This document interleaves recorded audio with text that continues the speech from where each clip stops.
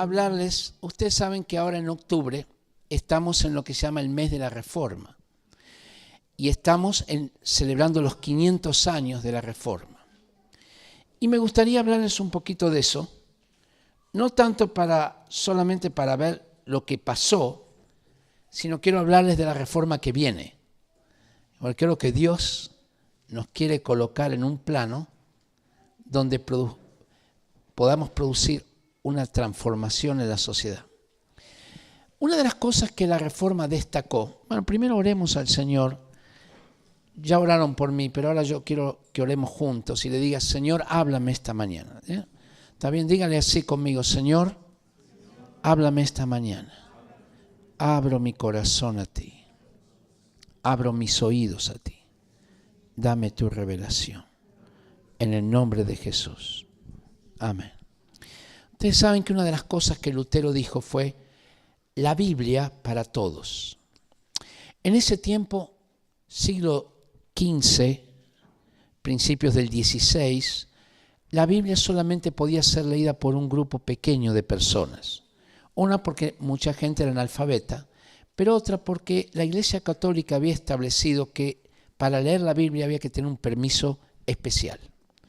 Entonces, cuando Lutero proclama que la Biblia es para todos, y justo con la invención de la imprenta, se produce un movimiento que no es solamente religioso, como están los libros de estudio. A la Reforma se le llama el renacimiento religioso, pero no es así. La Reforma se convierte en un movimiento político, social, económico, cultural y artístico y educacional. ¿Por qué? Porque en ese tiempo la religión permeaba todas las áreas de la sociedad.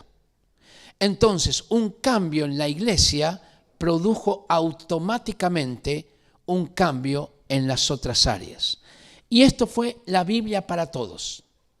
Es decir, la gente comenzó a leer la Biblia. Muchos comenzaron a aprender a leer a través de la Biblia. Pero en ese siglo XVI coincidió con que se estaban formando las naciones como las conocemos hoy, lo que se llama la formación de los estados modernos. Eso lo habrás estudiado en tus clases de historia cuando estabas en el colegio. Surgen los estados modernos.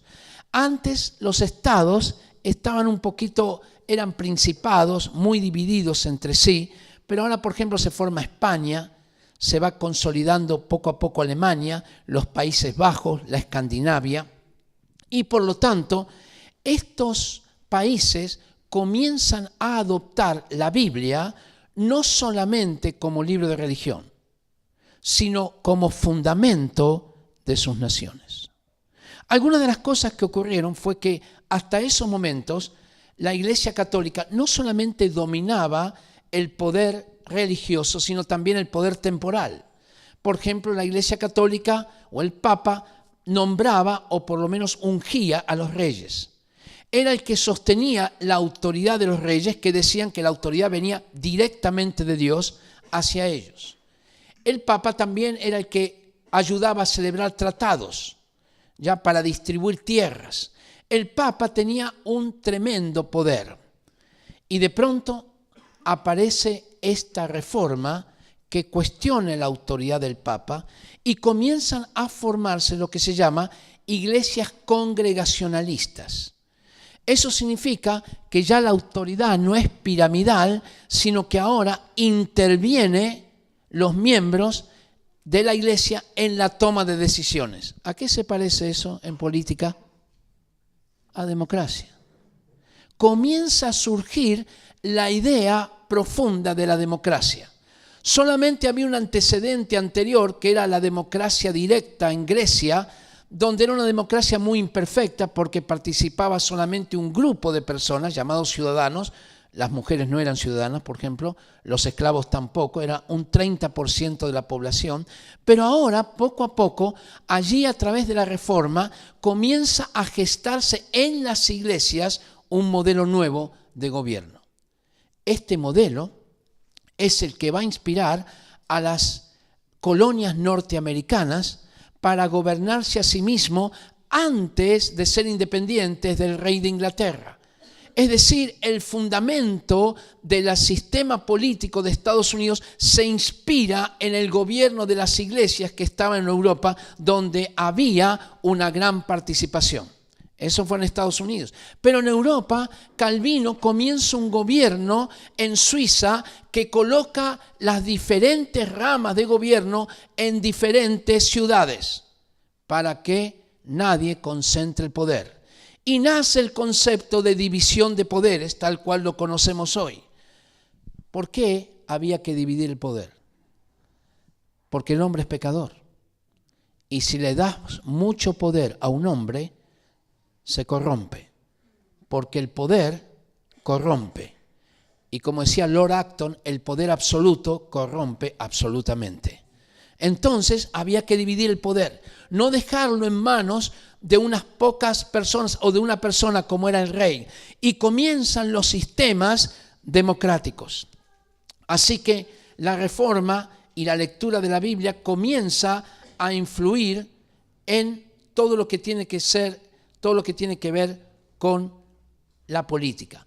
Lo de las colonias norteamericanas es muy importante porque van a influir en la Constitución norteamericana, que es la primera constitución en el mundo, y por lo tanto va a influir en nuestros países, porque muchos de nuestros países adoptan como modelo la Constitución norteamericana inspirada en principios bíblicos.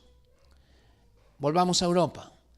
Había un país de analfabetos, muy pobre, no tenía universidades, tenía muy pocas escuelas. Era un país de pastores de ovejas. Era un país donde la libertad está completamente restringida. Un país de analfabetos, muy pobre. Pero de pronto surgió allí un cristiano. Se llamaba Hans Nielsen.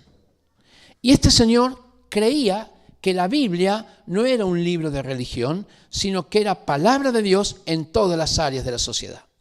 Y comenzó a levantar un sistema de educación para enseñar a la gente analfabeta a leer, usando como libro de texto la Biblia. Tiempo después, comenzó a aplicar los principios de Dios, los principios bíblicos, en los negocios. Y sus negocios empezaron a prosperar. Prosperaron tanto que la aristocracia de ese país de ignorantes y de analfabetos y pobres lo metió preso. Le tenían envidia. Pero después se dieron cuenta que los negocios producían impuestos y que los impuestos los beneficiaban a ellos. Así que lo sacaron de la cárcel y le dijeron, siga haciendo negocios. Así no percibimos los impuestos. Y tuvo un gran éxito. Él levantó 1000 grupos de discipulado en ese país ignorante. Y luego entendió que la Biblia tenía principios de política y comenzó a discipular políticos que dieron origen a esa nueva nación de analfabetos llamado Noruega. El país, uno de los países más ricos del mundo, con más libertades, con mayor educación, basado en la Biblia. Esos países dejaron hoy a Dios, pero tuvieron 400 años de un fuerte raíz cristiana. Tuvieron una gran influencia en la educación. ¿Vieron que siempre se habla de la educación de Finlandia? Hay un problema, que nosotros no somos finlandeses. Es el único problema que tenemos. Ahora, ¿será que los finlandeses tienen mejores genes que nosotros? No. Lo que tuvieron fue la palabra de Dios como fundamento de la educación. ¿Me entiende? Cuando estaba en Suecia, en una ciudad que se llama Linköping, fui a un museo donde te decían cómo era la ciudad hasta más o menos 1950. Tú podías ir a la bomba, a los bomberos y ver cómo ellos funcionaban en ese tiempo. Tienen los carros de bomberos de ese tiempo. Y también cómo funciona la escuela. ¿A dónde cree que yo fui? A la escuela. Y el agente de turismo, el guía turístico, era ateo, ¿ok? El que me guiaba. Y me decía, aquí en la escuela, y me mostraba toda la escuela pública, entienda bien, pública, no privada, pública, estaba basada en la Biblia. Estaba basada en los principios de Dios. Cuando alguien no venía a estudiar, lo iban a buscar a los niños para decirle que lo que tenía que aprender era la Biblia. Y además matemática y todo eso, pero era la Biblia. Ese era el fundamento. Los profesores eran cristianos y enseñaban los principios. Y tú puedes ver textos en la escuela por todos lados. Estoy hablando de la educación pública de Suecia hasta aproximadamente 1950. Y después poco a poco se fue apartando. No es que se apartó de un momento a otro. Y en los últimos años, más. Pero entiende lo que estoy diciendo. La Biblia se convirtió en fundamento. Los principios bíblicos se convirtieron en fundamento de esas naciones. ¿Qué pasó con la economía? Comenzó una transformación tremenda. Hasta esos momentos, la Iglesia Católica consideraba que no se podía prestar dinero a interés, porque el dinero no era mercancía. Pero comenzó a hacerse préstamos. Calvino estableció un interés que no fuera usurero, 4% anual. Yo me atrasé en una tarjeta de crédito, ¿no? Y en 6 meses me cobraron 100%. Y compré, porque yo nunca uso tarjeta de crédito, compré en Falabella. En realidad no lo compré, fui a un restaurante que decía 25% de descuento con Falabella, con la CMR. Y era 26.000 pesos. Y como no estoy acostumbrado a las tarjetas, se me olvidó, porque nunca la uso. Cuando me mandaron la cuenta dije, pero yo nunca uso tarjetas. Y tuve que ir al restaurante a ver si había consumido o no, y me di cuenta que sí, porque tenía una lógica, había un 25% de descuento. Pero no la pagué enseguida, como es mi costumbre si la llego a usar. Me cobraron 46.000 pesos. Es como lo de Masterplop. Quería contratar un abogado, pero me iba a salir más caro. Bueno, una usura tremenda. Calvino estableció 4% anual. Y prácticamente se mantuvo ese interés hasta hace poco tiempo atrás. Desde el año 1500 y tanto. Porque la usura no era aprobada por Dios. Pero se comenzó a desarrollar el capital. Y se terminó con el monopolio, que significaba que el poder religioso, que era también poder económico, tenía todo el poder político y económico. Se comenzó a enfatizar en la importancia del esfuerzo individual para producir riquezas. Y se cambió un concepto que es tremendo, el concepto de la vocatio Dei. La vocatio Dei significaba que hay personas que tienen un llamamiento de Dios. ¿Quiénes son esas personas? Los sacerdotes y las monjas. ¿Quiénes son hoy? Los pastores y los misioneros. La vocatio Dei. ¿Y los demás qué tienen? Los demás no tienen nada. Digamos, tienen vocación, sí, serán abogados, será ingeniero, no dirá mi abuelo, pero en realidad no tienen nada. Lo que tienen que hacer es asistir a la iglesia. Pero ellos no tienen vocatio Dei, vocación de Dios. Son seculares. Eso es lo que se pensaba en ese tiempo. Y Lutero comenzó a proclamar el sacerdocio universal de los cristianos. ¿Qué significaba esto? Colosenses 3:17. Que todo lo que hacemos de palabra o de hecho es en el nombre de Jesús. Que tú eres un artesano en el nombre de Jesús. Que eres un dentista en el nombre de Jesús. Que eres un maestro en el nombre de Jesús. Y que todo lo que haces, Colosenses 3:23, lo tienes que hacer como para el Señor. Y cambia el concepto de trabajo. De ser un mal necesario, casi una maldición, ahora convertirse en una bendición. Trabajamos para la gloria de Dios. ¿Y qué comienza a producir esto? Riqueza. Y por primera vez en la historia comienzan a surgir naciones ricas. Antes había gente rica en naciones pobres. Se parece a algunos países, ¿no? Pero ahora comienza a haber naciones ricas. Las naciones se convierten en ricas porque hay un cambio de concepto. Todos trabajan en el nombre de Jesús. Se trabaja duro. Surgen naciones ricas. Surge el concepto que los impuestos hay que pagarlos. Surge el concepto que en el trabajo hay que hacerlo honestamente, porque lo haces para Dios. Yo estaba en Suiza hace unos años atrás. Y entonces estaba en la ciudad de Lausanne. Y caminaba por las calles y vi un jardín. Pero no era un jardín de una casa particular, sino era un jardín de flores de más o menos 2.000 metros cuadrados, que alguien lo estaba cultivando esas flores para venderlas, era su negocio. ¿Entiendes, no? Lo que me asombró es que no había alambre de púa, no había ni cerco eléctrico, no había guardia armado. Pero lo que más me asombró es que las flores seguían ahí. Nadie entró a sacar las flores. Bueno, como no hay cerco, yo pensé, si esto ocurriera en Latinoamérica, no habría flores. Quizás no habría ni la tierra.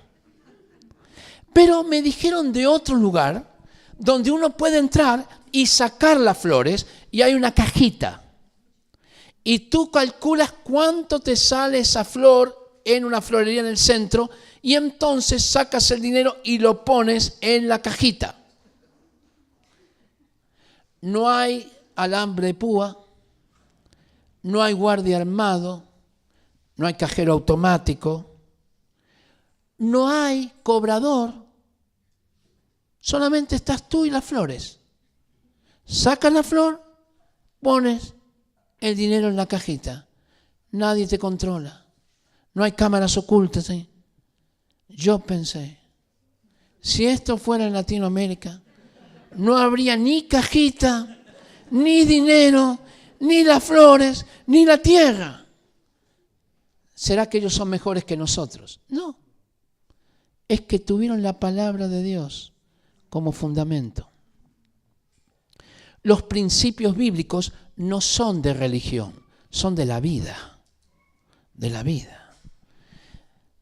Hay una organización internacional que se llama Transparencia Internacional, que mide el grado de corrupción que hay en los países. ¿Sabe cómo está Chile? Bastante bien. Bastante bien. Número 22, primero en Sudamérica junto con Uruguay, menos corrupción. Claro, eso era antes de Soquimich, Cabal, y ahora vamos a ver en qué puesto quedamos, ¿ya? Pero en ese estaba bastante bien. Pero yo estuve mirando que de los 12 países menos corruptos, de los 12 países menos corruptos, 11 son países evangélicos. Lo voy a repetir otra vez. De los 12 países menos corruptos, 11 tienen una raíz evangélica. ¿Será que los evangélicos son mejores que los católicos? No. ¿Sabe lo que pasó? Que esos países adoptaron la Biblia como fundamento de sus naciones. Esa es la diferencia. Eso es lo que ocurrió. No es una casualidad, no es una coincidencia. Mire la importancia que se le dio al valor de la palabra como principio bíblico, que tu sí es sí. Por eso hay veces vienen personas de algunos de estos países y uno dice, voy a las 7.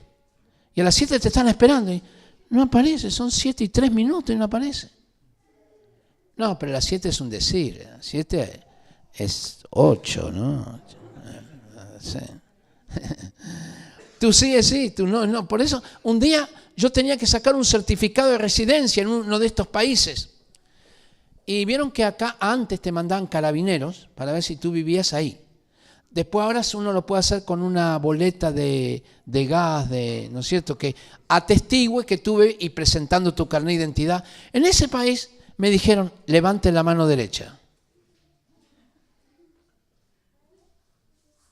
Yo pensé, me está cargando. Me está haciendo un chiste. Diga, yo vivo en tal lugar. Yo estaba pensando, no, ¿cómo voy a decir eso? Con la mano derecha levantada. Dije, yo vivo, y le di la dirección, vivo en tal lugar. Acá está su certificado. Dije, ¿entiende lo que estoy diciendo? El valor de la palabra. Por eso cuando llegas a alguno de estos países, por ejemplo a Estados Unidos, te preguntan, Mire cómo está en el inconsciente. ¿Es usted un terrorista? Y uno dice, pero qué pregunta más estúpida. ¿No? ¿Trae armas de destrucción masiva? Mira, si uno le va a decir, pero ¿sabe por qué? Porque está incorporado que la palabra es importante. ¿Qué cosa?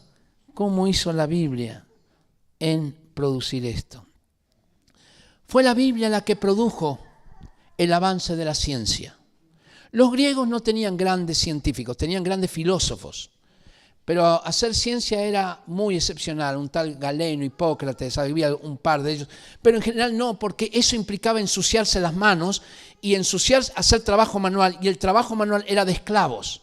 Entonces ellos no desarrollaron el concepto de ciencia muy fuerte. En Oriente en general hubo descubrimientos científicos, pero no hubo lo que llamó la sistematización de la ciencia, lo que es la mentalidad científica. Eso comienza con el cristianismo. ¿Por qué? Porque hay un nuevo concepto. El concepto es que la creación no es Dios. Si la creación es Dios, es difícil investigar un árbol, ¿me explico? Porque el árbol es Dios. Entonces, ¿cómo vas a investigar a Dios? Es un sacrilegio. Entonces, no se investigaba. Pero cuando cambia el concepto de que Dios no es la creación, sino que es el creador de la creación, y Romanos dice, Romanos 1, que lo invisible de Dios se hace visible a través de la creación, entonces surge el anhelo de investigar la creación porque es lo que hace visible a Dios. ¿Entiende? Y ese paradigma produce el desarrollo de la ciencia. Hay que investigar la creación, estudiarla para glorificar a Dios. El fundador de la ciencia se llama Francis Bacon y él decía, tenemos que estudiar la ciencia para descubrir la creación de Dios y darle gloria a Él. Ese es el creador de la ciencia, el fundador de lo que se llama la ciencia inductiva, como la conocemos hoy. Es para darle gloria a Él y para el beneficio de la gente, pero primero es para entender y darle gloria a Dios. Ese es el propósito. Y comienza a desarrollarse el concepto que donde hay universo, usted sabe que aún Stephen Hawking dice, no puedo entender las leyes y irregularidades que hay en el universo, cuando esto debería ser un caos. Einstein decía, lo más incomprensible de la creación es que la podamos comprender. ¿Y sabe por qué la podemos comprender? Porque hay leyes y regularidades en la creación que no es arbitraria, no es cuestión de casualidades, no es cuestión de suerte, es cuestión de leyes. Y donde hay leyes hay legislador, hay orden, diseño, hay propósito. Por eso podemos saber cuándo va a haber un eclipse. No es que nos dice, bueno, ¿habrá un eclipse hoy o no? Sí hay, sabemos cuándo, porque hay leyes que se mueven que hace que el universo sea regular, sea predecible, que podamos entender, hasta donde hemos llegado a entender, que podamos predecir muchas cosas. Y eso es lo que produce el desarrollo de la ciencia. Si hay leyes, se pueden estudiar estas leyes. Si hay un orden en el universo, entonces se puede estudiar ese orden y avanzar en la ciencia. Ese paradigma es el que va a desarrollar, que es un paradigma bíblico. Cómo Dios gobierna el universo. Y se producen grandes avances científicos. En el área de las comunicaciones, un cristiano llamado Morse comienza a desarrollar el alfabeto Morse. En la física surge Isaac Newton, que era un cristiano que estudió en una universidad cristiana, en Cambridge. En el área de microbiología surge Louis Pasteur, un hombre que comienza a entender y demostrar que las enfermedades son producidas por microorganismos. Robert Boyle, en el área de la investigación científica química. Kepler. Algunos dicen, bueno, lo que pasó fue que cuando se descubrió que la Tierra no era el centro del universo, hubo una crisis en el conocimiento, porque hasta esos momentos, ¿quién sostenía que la Tierra era el centro del universo? La Iglesia Católica. ¿Y la Iglesia Católica qué era? La voz de Dios. Entonces, cuando Copérnico demuestra que la Tierra no es el centro universo, sino que es un planeta que gira alrededor del Sol, y luego Galileo Galilei lo confirma, pero ambos eran católicos, Copérnico fue muy inteligente, ¿eh? Él tenía esa convicción, pero no publicó ningún libro, porque sabía que si lo publicaba lo mataban. Así que dio una orden que el día que muriera se publicara su libro. Así que publicaron el libro el día que murió. Mire qué inteligente. Pero Galileo Galilei tomó los escritos de Copérnico y sí publicó. Así que la Inquisición española, la Inquisición de la Iglesia Católica lo llamó y dijo, a ver, señor Galileo, venga acá. Sí. Así que usted dice que la Tierra no es el centro del universo. Muy bien, cadena perpetua. Le dieron cadena perpetua. Pero después le dijeron, si usted se rectifica, le podemos perdonar la pena y que la cumpla en su casa. Así que Galileo Galilei fue ante el tribunal de la Inquisición y dijo, bueno, la verdad es que me equivoqué. No sé en qué estaba pensando cuando dije que la Tierra se movía alrededor del Sol. No me equivoqué, no, estoy completamente equivocado. Y lo perdonaron. Pero dicen que cuando salía, él le dijo a los que lo acompañaban, pero se movía. ¿Eh? Pero después de esto surgió Kepler. Y Kepler no era católico, era evangélico. Quería ser pastor. Ya había ocurrido la reforma. Entonces él dijo, miren, señores, a mí no me interesa lo que diga el Papa. Copérnico y Galileo Galilei tenían razón. La verdad es que la Tierra no es el centro del universo, sino es un planeta que gira alrededor, y me demostró cómo giran los planetas alrededor del Sol, todas las elipses, todo. Bueno, ¡wow! Así que estos fueron hombres de Dios que hicieron grandes avances en la ciencia. Es mentira que la ciencia se opone a Dios. La filosofía científica se opondrá a Dios. La ciencia no puede oponerse a Dios, jamás. ¿Ya? Stephen Hawking se opone a Dios, pero no por su ciencia, sino por su filosofía. ¿Entiende? Porque él dice, si entendiéramos todos los misterios, seríamos como Dios. Lo cual está diciendo, no entiendo todos los misterios. Entonces, si no entiendes todos los misterios, ¿por qué no te callas la boca? ¿Por qué? ¿Ya? Porque para hablar uno tiene que entender la totalidad. Si no, tiene que decir, entiendo este pedacito, pero no puedo sacar ninguna conclusión. Aunque para ser justos con él escribe. Las teorías científicas son siempre provisionales. Solo hipótesis que nunca se pueden demostrar. Así que hay allí un poquito de reconocimiento. Bueno, bastante reconocimiento. Bueno, ¿qué pasó con la educación? La Biblia comenzó a ser para todos. La gente quería leer. ¿Sabe para qué quería leer? Para leer la Biblia. Ahora uno dice, bueno, eso en la mentalidad de uno no lo entiende. Pero en aquel tiempo recuerde que la religión permeaba todo el quehacer. Entonces la gente quería leer. El primer país que termina con el analfabetismo fue un país evangélico, Suecia. El rey en 1675 mandó, esto lo aprendí allá, mandó a que todos aprendieran a leer. ¿Para qué? Para leer la Biblia. Fue una orden que dio él. Y fue el primer país que terminó con alfabetismo. Fue Robert Reich el que comenzó, un cristiano comprometido, las escuelas para los niños que trabajaban 6 días a la semana. Entonces no podían ir al colegio. En plena revolución industrial trabajaban 18 horas. Y Robert Reich dijo, si a estos niños no los educamos, van a terminar como delincuentes. Y creó escuelas los días domingos para enseñar a los niños a leer, usando como libro de texto, adivine qué. Y usando como escuela, adivine qué, la iglesia. Pero tengo un problema.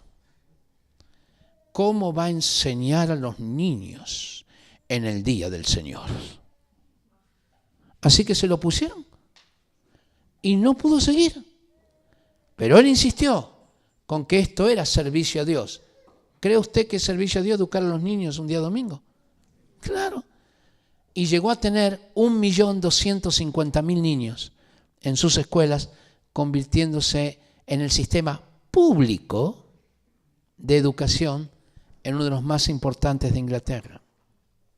Y había otro señor, también cristiano, de la Reforma, que dijo, mire, mi papá, que es pastor, tiene un jardín de flores y las cuida de que son pequeñitas. Así deberíamos hacer con los niños, crear un jardín infantil, kindergarten. Los preescolares son fruto de él. ¿Qué tenemos hoy?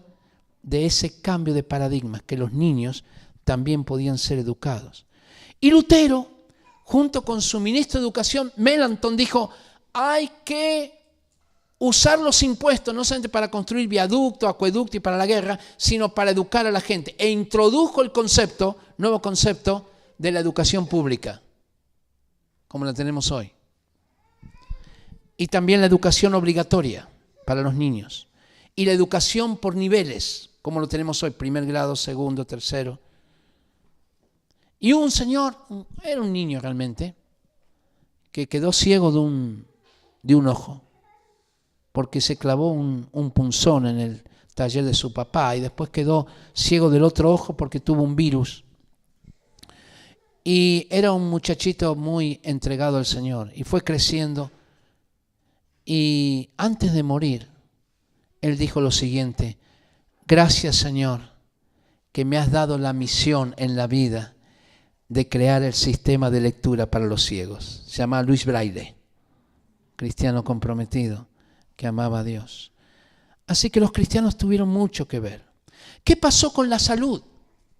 Bueno, antes de la Reforma, ustedes saben que los griegos y romanos no tenían, bueno, no voy a decirlo de esta manera, no tenían tanto valor por la vida, ¿ya? Los romanos acostumbraron a suicidarse cuando algo les salía mal. Decían, córtate las venas y se cortaban las venas. De los últimos 50 emperadores, 37 murieron suicidándose o los mataron, porque la vida no tenía mucho valor. Pero de pronto aparece esto, que la vida tiene valor porque Dios te la dio, de un tal Jesús de Nazaret, ¿ya? Y este Jesús comienza a colocar eso y los apóstoles lo llevan y los nuevos cristianos lo llevan a Roma. Y se comienza a producir varias cosas. Primero, baja el número de suicidios. Segundo, se termina por primera y última vez en la historia con el Coliseo romano, donde se mataba a la gente. Se termina. ¿Sabe quién lo hizo eso? Los cristianos. Año 395 lo suprimen. ¡Wow! El Coliseo romano, entre paréntesis, no es el que está en Roma. El Coliseo romano está en Roma, está en Austria, en Suiza, en Alemania, en Turquía. El Coliseo romano es una institución que había muchos coliseos romanos, ¿ok? Entonces, lo que se hace es se suprimen todos los coliseos romanos y se termina con la muerte. Entonces la vida tenía valor y había que cuidarla. Y para cuidarla, los cristianos crean una institución nueva. Se llama los hospitales. Año 369, un cristiano que se llamaba Basilio crea el primer hospital en Oriente. Y en el año 390, una mujer llamada Fabiola, cristiana comprometida, crea el primer hospital en Roma. Lo interesante es que Fabiola era pagana antes y tenía una vida dudosa, digamos. ¿Ya? Pero se entregó al Señor. Tuvo un encuentro con Dios y era viuda, dedicó toda su fortuna, fue discipulada por Jerónimo, un padre de la iglesia, y dedicó toda su fortuna a levantar el primer hospital en Roma. Y de ahí salen todos los hospitales que conocemos. Fue una institución creada. ¿Por qué? Porque la vida tiene valor y hay que cuidarla. La palabra hospital, ¿de qué palabra viene? ¿Qué le parece? Hospitalidad. ¿Qué es un hospital? Un lugar para brindar hospitalidad a personas que están en un momento de vulnerabilidad, que es cuando están enfermos. ¿Y en qué se basa esto? Porque tuve hambre y me diste de comer. Tuve sed y me diste de beber. Y estuve enfermo y me visitaste, me cubriste. ¿Se da cuenta? De ese principio bíblico comienza a surgir la institución de los hospitales. Pero durante la Reforma, después de la Reforma, había un problema. Era ¿quién atendía a los enfermos, además de los médicos? Bueno, en ese tiempo lo que se hacía era, se mandaba a algunas mujeres condenadas a la cárcel a cuidar enfermos, como pena alternativa. Así que pueden imaginarse el cuidado que tendrían los enfermos, ¿ya? Entonces surge allí una mujer llena del Espíritu Santo, que ama al Señor y comienza a orar a Dios y Dios se le revela. ¿Alguien estudia enfermería o es enfermera aquí?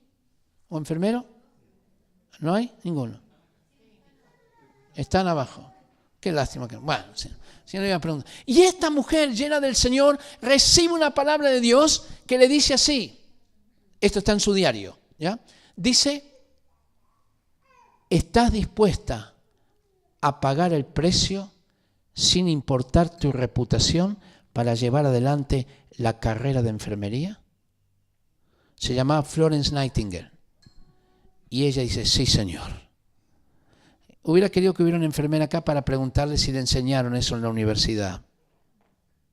Y la respuesta es, sí, me enseñaron de Florence Nightingale, pero no me dijeron que era cristiana y mucho menos que recibió por revelación del Espíritu Santo. ¿Entiende lo que estoy diciendo? El Espíritu Santo no es para la iglesia, es para crear carreras nuevas. Es para crear negocios nuevos. Es para crear poemas nuevos. Es para crear canciones nuevas. Es para crear sistemas de gobierno nuevos. Para eso es la Biblia y para eso es el Espíritu Santo. Lo hablaremos en un minuto. Entonces ella creó. Fue tanto el impacto que ella logró que antes de Florence Nightingale, el diario The Times de la época escribió: de cada 100 enfermos que entran al hospital, antes de Florence Nightingale, morían 42. Tú los llevas al hospital, 42% que moría. Después de Florence Nightingale, de cada 100 enfermos que entraron al hospital, ¿sabes cuántos morían? 2. Tremendo cambio revolucionario en el área de la salud, porque la Biblia y el Espíritu Santo son para eso, hacer cambios revolucionarios. ¿Y qué pasó en el área del arte? Bueno, ustedes estudiaron, yo también, en los libros, ¿no? Santillana. Bueno, esos libros te dicen algo así, que la Reforma fue un renacimiento espiritual, religioso. Bueno, la Reforma no fue eso. Eso es lo que dice Santillana, influido por las potestades que tenemos. Bueno, pero el asunto es, si tú lees la historia, lo que te estoy ejemplificando, tanto el surgimiento de las democracias como el sistema de capitales, como basado en principios bíblicos de la Reforma, en el arte surgen 2 tipos de artistas. Los artistas del Renacimiento, ¿alguien sabe algo del Renacimiento? ¿Qué era el Renacimiento? ¿Volver a dónde? ¿Pero a cuál pasado? No. Renacimiento. No hablo del nuevo nacimiento, hablo del renacimiento. ¿Era volver a dónde? No. Vamos a decirte. El Renacimiento era volver a los clásicos griegos. Volver al pensamiento griego, básicamente humanista. La Reforma fue volver a la Biblia. Entonces tú tienes artistas del Renacimiento que volvieron a lo griego, pero artistas de la Reforma que volvieron no a lo griego, sino a la Biblia. Eso los libros de Santillana no te lo diferencian. Y los pones a todos bajo el Renacimiento. Pero no es así. Johann Sebastian Bach no era del Renacimiento, era de la Reforma. Él decía, yo compongo música para la gloria de Dios y para el dulce solaz del alma, que quiere decir para entretener a la gente. Es decir, primero, para la gloria de Dios. ¿Entiendes? Esto es válido. Händel componía el Mesías con el aleluya de Händel. ¿Conocen el aleluya? Aleluya. Que usted sabe que cuando cantan el aleluya hay que ponerse de pie, porque el rey Jorge se puso de pie cuando lo escuchó por primera vez. Se puso de pie, entonces toda la gente se tuvo que poner de pie. Así que la tradición es que cuando tú escuches el aleluya de Händel hay que ponerse de pie. Bueno, y Alberto Durero, que era el máximo exponente de la pintura y escultura alemana, también era cristiano. Y tiene una obra que se llama Manos que oran.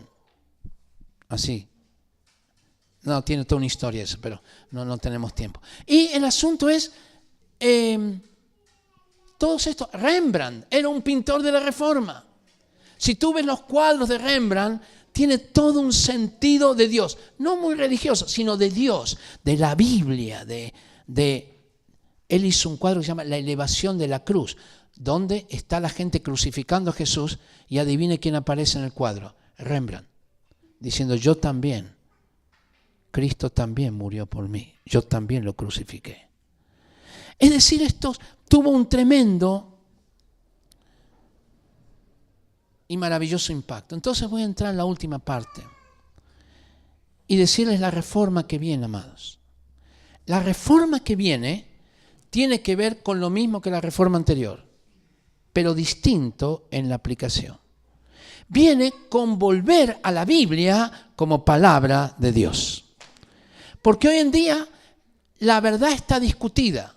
El término que se ha acuñado el año pasado, más popular, más notorio, es posverdad, que significa que hemos superado la verdad y que ya no existe la verdad, sino cada uno tiene su propia verdad.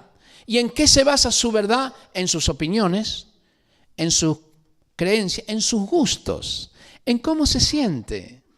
¡Wow! Yo me siento bien pensando que hay extraterrestres en Neptuno, así que eso es verdad para mí. No será verdad para ti, pero yo me siento tan bien con eso que es mi verdad. Y desapareció el concepto de verdad objetiva. Y si desaparece el concepto de verdad objetiva, hay que entender qué es la verdad, definirlo. Y la pregunta está mal hecha, porque no es qué es la verdad, sino quién es la verdad. Jesús dijo, yo soy el camino, la verdad y la vida. No es que tengo la verdad es Dios, es la persona misma de Dios. Al negar la verdad, se está negando a Dios. ¿Entiende por dónde va? Y si se niega la verdad y se niega a Dios, ¿quién determina el bien y el mal? Cuando tú dices, esto es bueno, los otros te podrían decir, pero la verdad no existe, así que ¿quién te dijo que es bueno? ¿Por qué no? ¿Por qué no unirse un hombre con un hombre en matrimonio? ¿Por qué no? ¿Quién dijo que no? Bueno, Dios, sí, pero a Dios lo sacamos porque la verdad no existe. Así que verdad es tu verdad, es mi verdad. ¿Y por qué no pueden ser dos hombres con dos hombres? Es más, ¿por qué no podrían ser dos hombres con dos mujeres? Estoy hablando de una familia, ¿ok? ¿Por qué no podrían ser dos hombres con dos mujeres con un perro? No, eso no. A ver, ¿por qué no? Hay que ser tolerante y aceptar la diversidad. ¿Por qué no puede ser dos hombres con dos mujeres, un perro y un niño de 5 años, pero no como hijo, como pareja? No, ¿por qué no? Porque eso es pedofilia. Hay que cambiarle el nombre nomás. Derechos sexuales y placenteros de los niños. No es más pedofilia. Y empezamos a cambiarlo. Cuando se dejó la verdad de Dios, uno sabe dónde empieza, pero no sabe dónde termina. Por eso los cristianos no pueden dejar la verdad de Dios. No pueden dejar la Biblia ni al Espíritu Santo. Tiene que estar fuerte en eso. Juan 5:39. Escudriñad las Escrituras. Ellas son las que dan testimonio de mí. Hay que escudriñar. No es leer superficialmente, sino hay que investigar profundamente. ¿Investigar en dónde? Por ejemplo, investigar cuáles son, ¿a qué te dedicas tú? A lo que te dediques, investígalo, bíblicamente. Bueno, yo soy profesor. Ok, investiga todos los principios de educación que hay en la Biblia. No, pero yo la Biblia la uso el domingo y también para mi casa. No. Investiga, escudriña cuáles son los principios de Dios en educación. Hay tremendos principios. Bueno, a mí me gustaría entrar en política. Investiga los principios de Dios en política. Bueno, en política lo más importante es que yo sea cristiano. Eso no es tan importante. ¿Cómo que no? No, porque tú puedes ser cristiano, pero el asunto es gobernar como un ateo. Porque ¿dónde fuiste formado para ser un político? En una universidad con una línea de pensamiento atea. Por lo tanto, si no hay una reestructuración de la mente, vas a ser cristiano en tu corazón y en tu fuero íntimo, pero como gobernante seguirás los patrones políticos de cualquier partido político. ¿Y cuál es el patrón político de un partido político? Como me dijo la vicepresidenta de un partido, política, juego de poderes. ¿Cómo conquistar el poder? ¿Cómo mantenerlo? Y cómo evitar que te lo quiten. Por eso anda la política como anda. A nadie le interesa lo que dijo Jesús. ¿Qué dijo Jesús de política? Los reyes se enseñorean de las naciones, pero entre ustedes no será así. El que quiera ser el primero, hágase siervo de todos. ¿Qué es política? Servicio. Entiende los paradigmas diferentes. No es una cuestión de que tengamos un presidente evangélico. Eso no cambia mucho la cosa. Es que tengamos un presidente cristiano que está basado en el gobierno, en los principios bíblicos, que su paradigma no lo aprendió en la Universidad de Chile, sino que su paradigma lo aprendió de la Biblia. Y él está dispuesto inclusive a sacrificar su posición si es para servir a la nación. ¡Wow! No hay muchos políticos así. Pero hay uno que fue así. El que no mató a nadie y murió por todos. Y se hizo siervo de todos. 2 Timoteo 3:16. Toda la escritura es inspirada por Dios, útil para enseñar, para redarguir, para corregir, para instruir en justicia. Instruirte en justicia.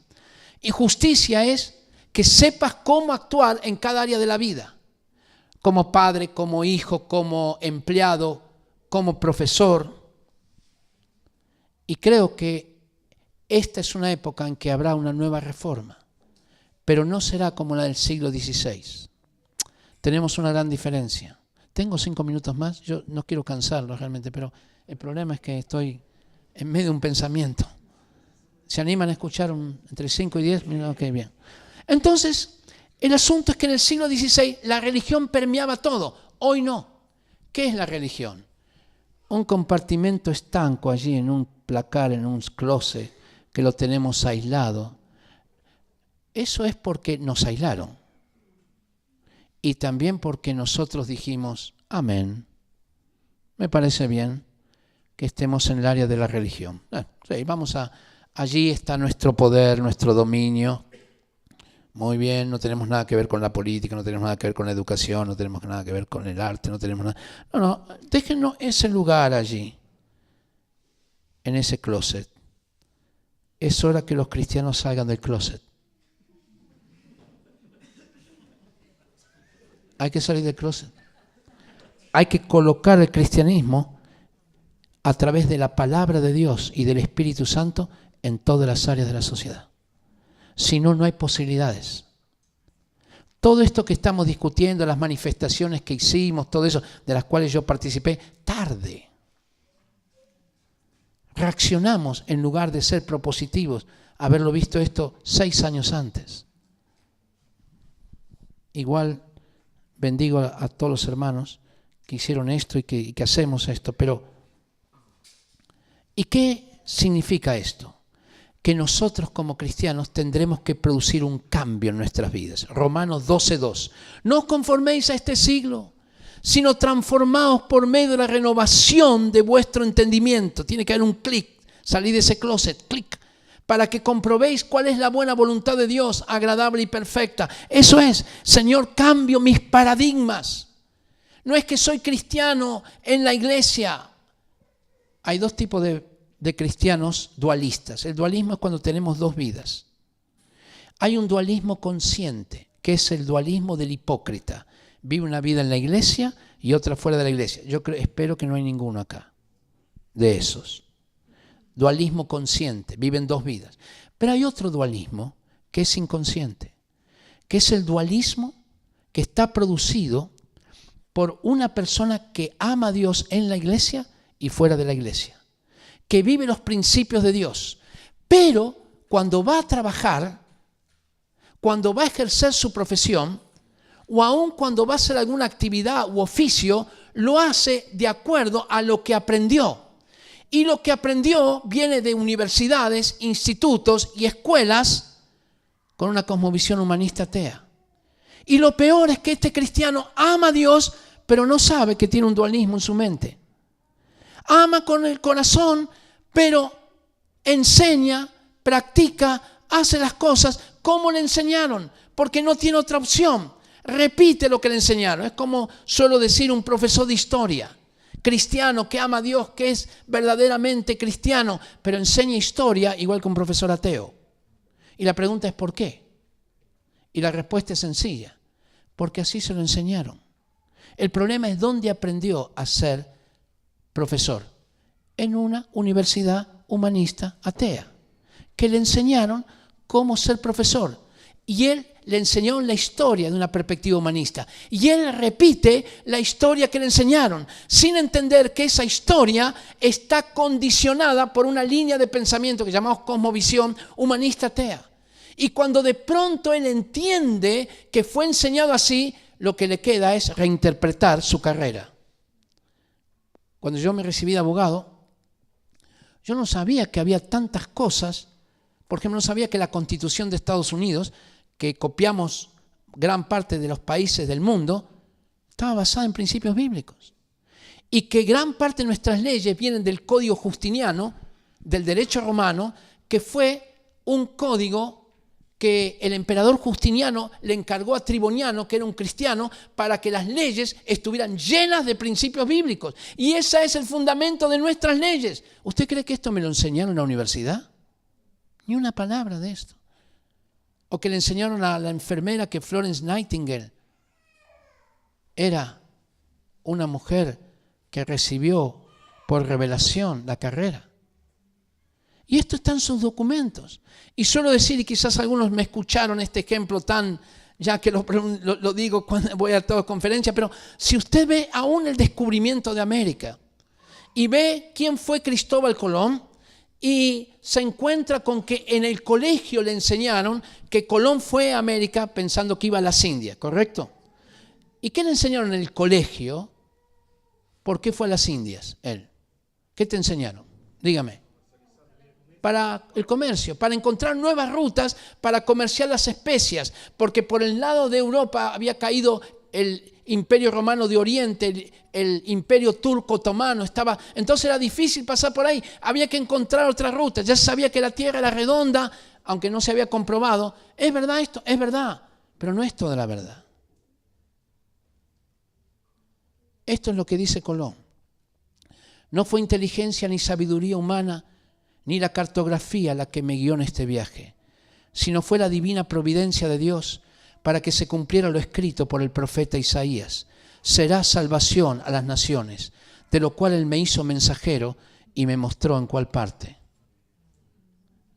¿Qué quiere decir eso? Cuando uno lleva el evangelio a otros lugares, ¿cómo se lo llama? Evangelizar. ¿Cómo se llama la persona? Misionero. Estoy seguro que a usted en el colegio le enseñaron que Colón tuvo un llamamiento misionero, ¿no es cierto? ¿Cómo que no? Escuchen una cosita, esto no lo dice un autor sobre él, lo dice él. ¿Entiende? Es él el que lo dice. Estoy diciendo textualmente lo que él dice. Libro Profecías, lo escribió entre el tercer y cuarto viaje. Cartas al Ama, que son las cartas a la reina Isabel. Diario de Colón, que está en Breve Historia de Indias. Él lo dijo. 25 de septiembre, las naves de Colón se quedan sin viento, eran carabelas. Así que si no había viento no podían ir ni para atrás ni para adelante. Entonces Colón empieza a clamar a Dios. Le enseñaron esto, ¿no? Está en su diario, 25 de septiembre. Y entonces Dios le habla en sueños y le dice, oh, hombre de poca fe, no fui yo. ¿Le enseñaron que Dios le hablaba o no? ¿No le enseñaron esto? Está en su diario. Oh, hombre de poca fe, no fui yo el que abrí el mar rojo por mano de mi siervo Moisés. No fui yo el que derroté al gigante Goliat por mano de mi siervo David. Hombre de poca fe. Y él se despierta y dice, Señor. Y comenzó a llorar y a arrepentirse por su poca fe. Y Dios le dice, te voy a coronar de honra y de fama. Le enseñaron, ¿no? Todo esto. ¿Por qué no se lo enseñaron? Porque en la universidad o en el colegio donde estudiaste, una visión humanista atea borra todo lo que tiene que ver con Dios. No es una conspiración. No, es que, bueno, sí, Dios, qué lindo, bueno, pero era el idioma de la época, entonces, no, ya lo sacamos. ¿Y cómo uno va a sacar si el protagonista de la historia te está diciendo esto? Un historiador no tiene derecho a sacarlo, pero lo hace inconscientemente, porque esto, bueno, eso responde a cuestiones, lo sacamos. Acá lo importante es... No, lo importante es lo que dijo él. ¿Entienden lo que estoy diciendo?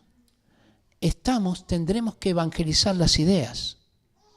en cada lugar donde tú estás, puedes decir, Señor, esta práctica que se hace acá, ¿es tuya o no? Yo estoy discipulando un grupo más o menos grande de políticos. Estoy en una municipalidad de una ciudad bien importante de Chile. Y cuando la jefa de gabinete se entregó a Cristo, me dijo, Ricardo, lo que Dios me habló es que yo he usado a las personas, las he manipulado. Lo único que me interesaba era ganar las elecciones. Pero ahora el Señor me ha dicho que le pida perdón a todos. Y reunió a sus 80 asesores, les pidió perdón y les dijo, nunca más será así, porque ahora primero no es el trabajo, primero es Dios, segundo su familia, tercero el trabajo. Y todos quedaron, 25 se entregaron al Señor, 25 de ellos. Y ¿qué? ¿Ha cambiado la jefa de gabinete? Sí, ha cambiado, porque no lo vamos a hacer. Además, otra cosa, a ver quién, vamos a ver. Me dijo, Ricardo, desarrolla una escuela de gobierno. Así que estoy desarrollando una escuela de gobierno en esa ciudad. Vienen 110. De los 110, 80 no son cristianos, 85 no son cristianos. No sé por qué vienen, pero vienen. Y el tema es principios bíblicos de gobierno. ¿Y qué? ¿Para qué me dijo? Enséñales a no tomar soborno. Lo que es abuso de autoridad. Lo que es cultura de bendición. Así que estamos enseñando todos esos principios. Y vino una compañía, una cadena hotelera y le dijo, mandó a uno de los funcionarios de la municipalidad para que hablaran con ella y vamos a, que nos den la prórroga para seguir la concesión, ¿no? Ella dijo, uno de ustedes está recibiendo soborno de esa cadena. Así que no lo vamos a hacer así. Vamos a llamar a licitación pública como tiene que ser. Le dijeron, pero vamos a perder 2-3 meses mientras que perdámoslo. Pero hagamos las cosas como tienen que ser. Y está diciendo ahora, las horas extras, a ver, empleados, no la están trabajando. Así que vamos a dejar las horas extras. Se reunieron los sindicatos, es que nos quieren quitar las horas extras. No le vamos a quitar las horas extras, solo queremos que las trabajen. Y ahora el horario de atención en lugar de ser hasta las 2 va a ser hasta las 7 de la tarde. Porque van a cobrar lo que trabajen. No va a haber esto, lo que llaman en Argentina ñoquis, que van el 29 a cobrar nomás. Hay varios en las municipalidades que van a cobrar, no hacen nada. Son favores políticos, chao, para afuera, listo. Y Dios está haciendo. ¿Entiende cómo podemos producir cambios en los gobiernos si entendemos los principios de Dios aplicados a eso? Y si me deja hablar de eso, estaría mucho tiempo. Entonces, vamos a terminar aquí. Transformar una nación no es solo transformar conductas. Los cristianos estamos acostumbrados a ver eso que es muy bueno. Un borracho que se entrega a Cristo. Deja de pegarle a la mujer. Vuelve al hogar. Gracias, Señor, por eso. Alguien que robaba, no roba más. Gracias, Señor. Pero no es suficiente para transformar una nación. Hay que transformar la manera de pensar. Hay que transformar las leyes.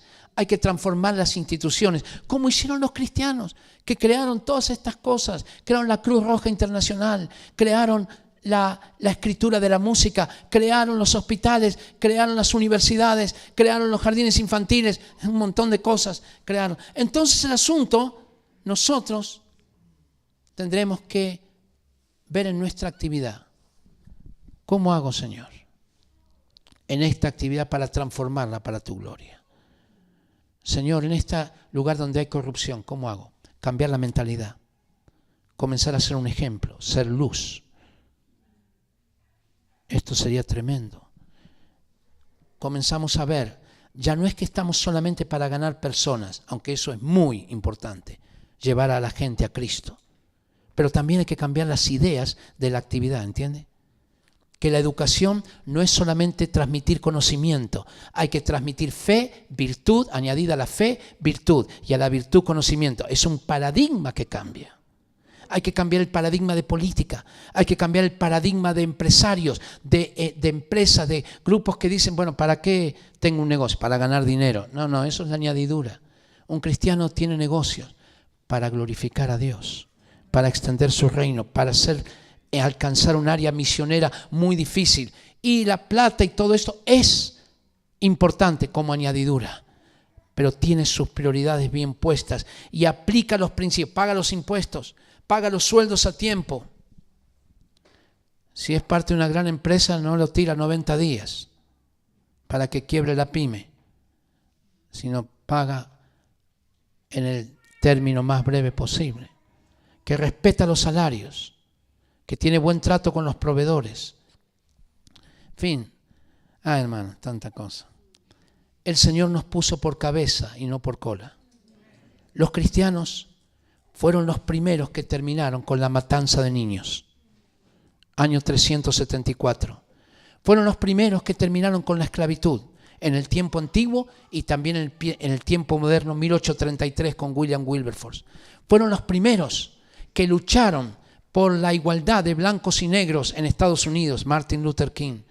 Fueron los primeros que comenzaron a enarbolar el asunto del valor de la vida. Fueron los primeros que dignificaron a la mujer a través del Código Teodosiano en el siglo V.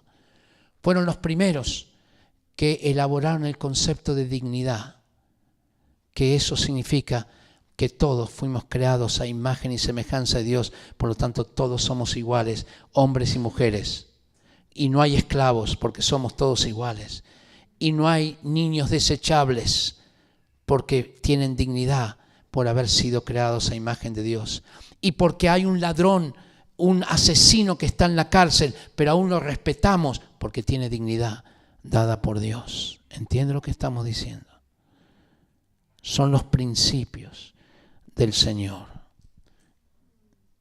Y creo que Dios va a llamar a todos. La iglesia tiene que entrar toda en un mover militante, en un mover de oración, de búsqueda de Dios, de no dividir su vida entre lo que hacemos en la iglesia y lo que hacemos fuera de la iglesia, sino mi campo misionero y cómo elaboro un cambio es a partir de allí.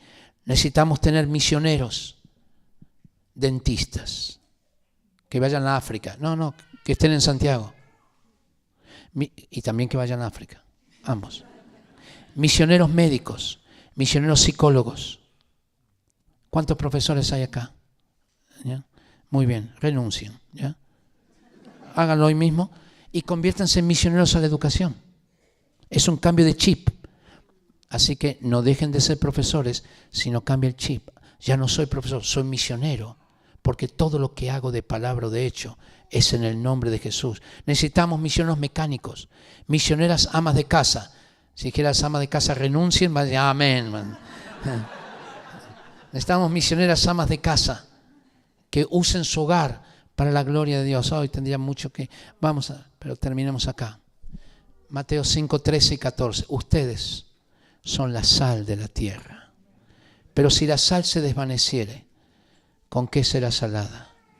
No sirve más para nada, sino para ser echada fuera y hollada por los hombres. Ustedes son la luz del mundo.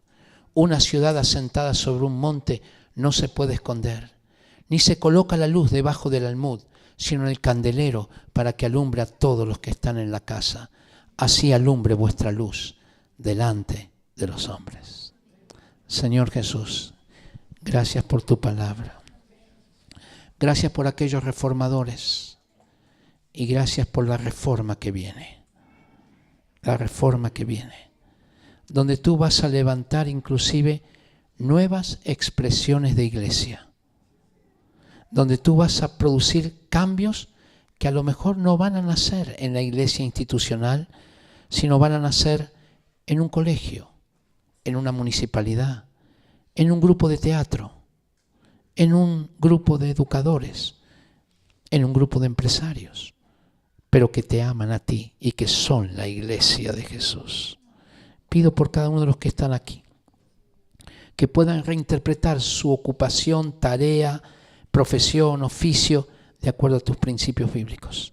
Y comencemos a ser misioneros en el área que nos has colocado. En cualquier área podemos ser misioneros.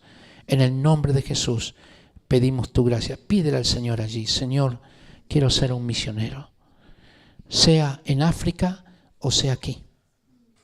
Sea como misionero transcultural o como pastor, o sea como dentista o como abogado o como mecánico o como ama de casa. Dile: Señor, dime clamo a ti. Dediquemos unos segundos. Espíritu Santo, paséate con tu presencia. En el nombre de Jesús.